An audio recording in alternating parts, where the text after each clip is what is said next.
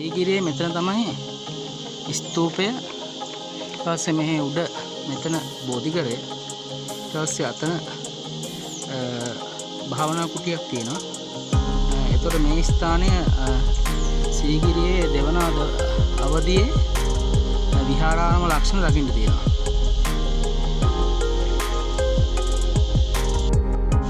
ආරාමයේ ලක්ෂණ පෙන්වු කරන පිළිමයක් තමයි මෙතන තියෙන්නේ. එතකොට මේ ස්ථානයේ විශේෂත්වයක් තියෙනවා. කටාරම් දෙකක් කොටලා තියෙනවා. ඒ වගේම මේ කටාරමේ බදහා මාලේපයක් කරලා ඒ චිත්‍ර ඇඳලා තියෙනවා කියන සාධක තියෙනවා. 1-3 සියවස්වල කිස්තුවස තමයි මේ නිර්මාණය කරලා තියෙනවා කියන්නේ.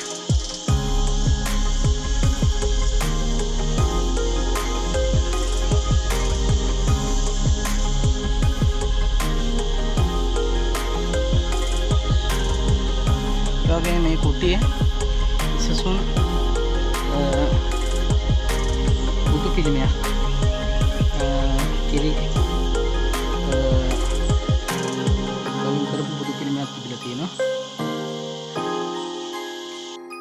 මේ ස්ථානය තමයි බෝධිගරය.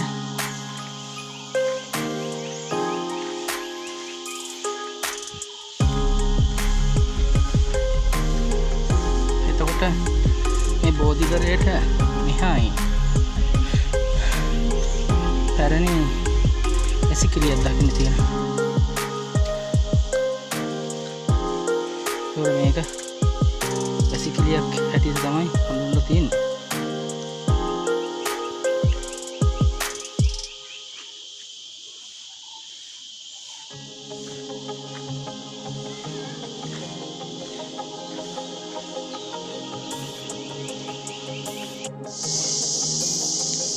මෙතන තියෙන ගල් කාණුවක්.